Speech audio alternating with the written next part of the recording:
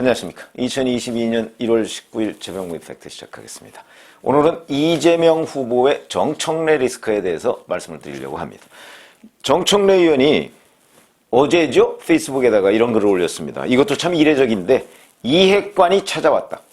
이재명 후보의 뜻이라며 불교계가 심상치 않으니 자진 탈당하는 게 어떠냐고 이렇게 얘기를 했습니다. 이핵관이 누구일까요?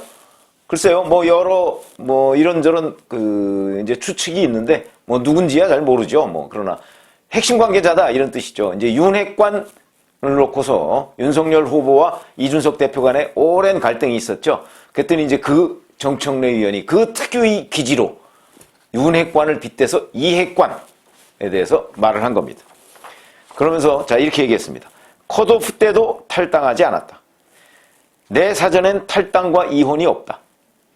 여러 달 동안 당내에서 지속적으로 괴롭힌다. 참 많이 힘들게 한다. 굴하지 않고 버티며 대선 승리를 위해 최선을 다하고 있다. 하루하루 꺾이는 무릎을 고추 세웠다. 인생사 참 힘들다. 이러다 또 잘리겠지요. 아프다, 슬프다. 오히려 당을 위해 대선 승리를 위해 헌신하겠다. 저는 민주당을 사랑한다. 민주당을 탈당하지 않는다. 어머니, 저 탈당해야 합니까? 물음표. 이걸 보면 쫓아내기 전에는 탈당하지 않겠다 이런 의미죠. 이래서 이재명 후보의 고민이 있다는 겁니다. 무슨 얘기냐면 이 정청래 의원과 불교계의 갈등이 어디서 비롯됐느냐. 작년 10월 5일 날 국정감사에서 정청래 의원이 해인사의 문화재 관람료, 우리 왜 그 큰 절 같은 데 가면 등산객이나 이런 사람들이 그 절을 통해서 등산로를 올라가는 경우가 굉장히 많습니다. 설악산도 그렇고요. 해인사 굉장히 많습니다. 자, 그런데 거기에 이제 문화재 관람료라는 걸 내야 됩니다. 대략 2,000원, 3,000원 이 정도를 내야 되는데 보통 그냥 거기에 한 번씩 가는 사람들이야 별 문제가 없을지 모르겠지만 지역 주민이나 이런 사람들도 내라고 합니다.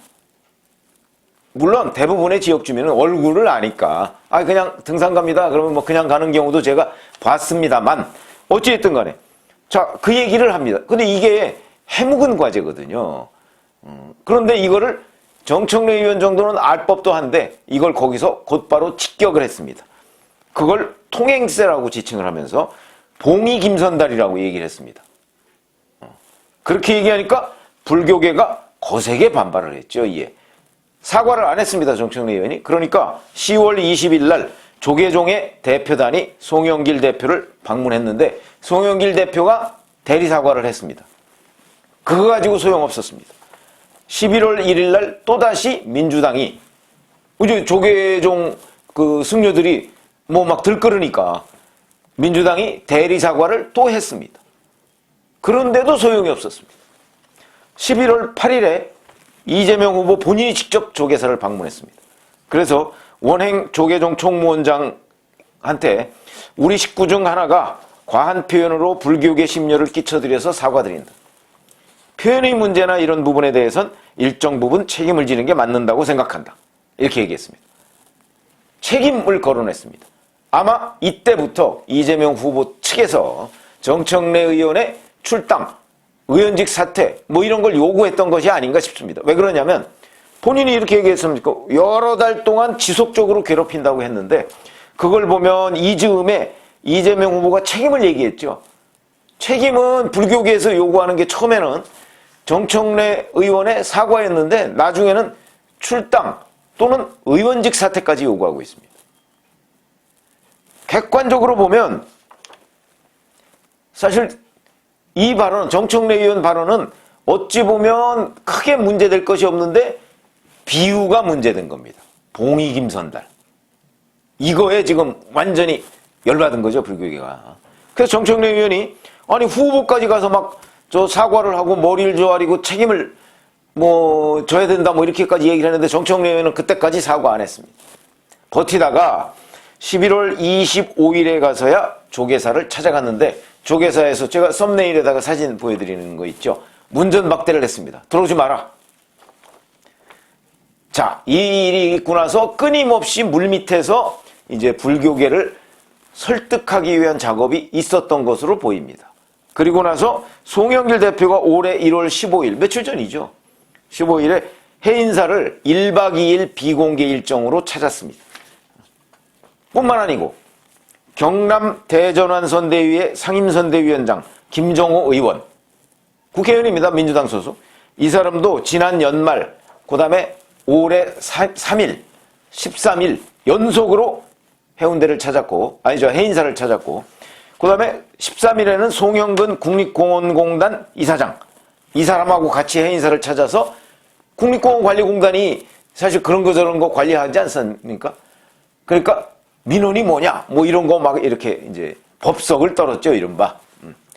그런데도 효과가 없는 것으로 보입니다. 송영길 대표가 왜 해인사를 1박 2일로 찾아갔을까요? 21일, 내일, 오늘 19일이니까 내일 모레입니다.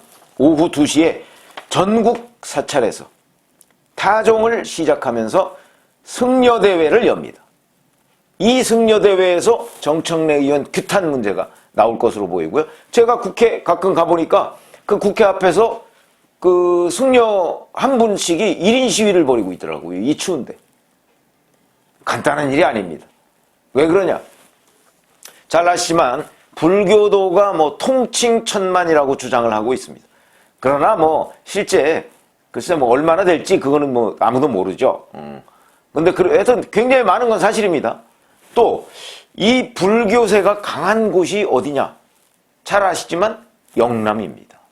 영남은 이재명 후보한테 아킬레스 건이죠. 지금 영남에서 이번에 영남을 허물지 못하면 이재명 후보는 대통령이 될 수가 없습니다. 그런데 불교세가 가장 강한, 더군다나 해인사, 이것도 영남 지역에 있죠. 합천에 있는 거 아닙니까? 이 해인사를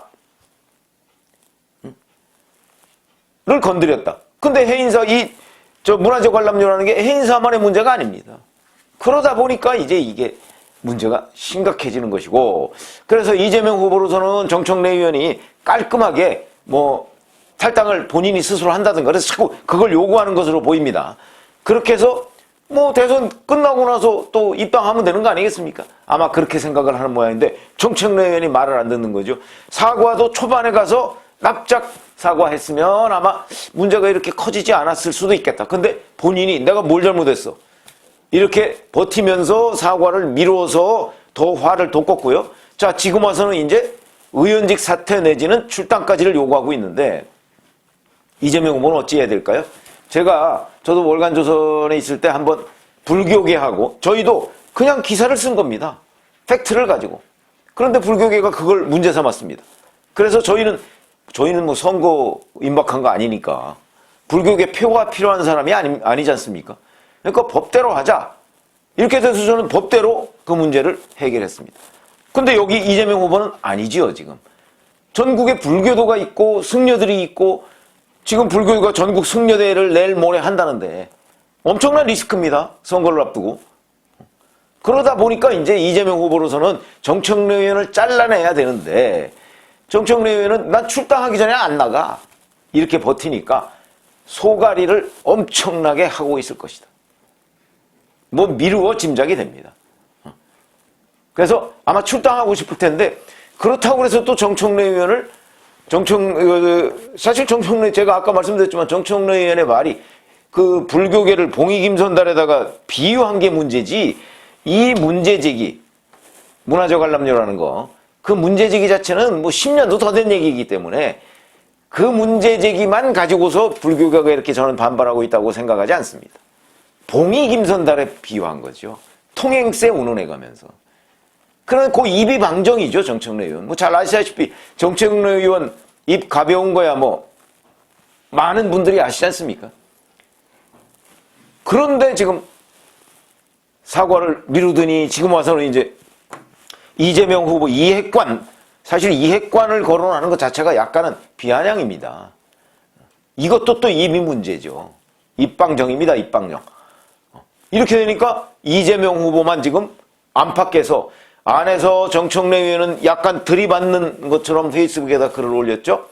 그 다음에 밖에서 불교계는 자, 정청래 의원 의원직 사퇴시켜라까지 지금 얘기가 나오고 있으니 어떻게 해야 되겠느냐. 진짜 코바디스 도미네입니다, 이게. 이런 상황이 돼버렸는데, 제가 보기엔 저희 경험, 제가 아까 뭐 불교계와 저도 기자하면서 갈등이 있었다고 그랬죠. 그 다음에 언론사들도 불교계와 갈등이 여러 차례 있었습니다. 그건 제 기자적인 관점에서 보면 언론사의 입장이 맞습니다. 그거는 언론사는 언론으로서의 역할을 한 건데, 그럼에도 불구하고 불교계가, 불교계뿐만 아니고 다른 종교도 마찬가지입니다. 이 제 경험으로 보면 이렇게 신념으로 뭉쳐져 있는 사람들, 이 사람들은 팩트가 먹히질 않습니다. 저는 법대로 해결했다고 그랬죠. 근데 선거에 임박해서는 법대로 해결할 수가 없죠. 이거 법대로 해결하다 보면 전국 불교계로, 지금 승려대 연다고 하는데 전국 불교계로 이것이 확 퍼지고 그런 것들이 불교도까지 영향을 미치게 생겼는데 어찌 해야 되겠습니까? 해법은 하나죠. 출당시키는 수밖에 없습니다. 내지는 의원직 사퇴시키고, 더 강력하게 불교계의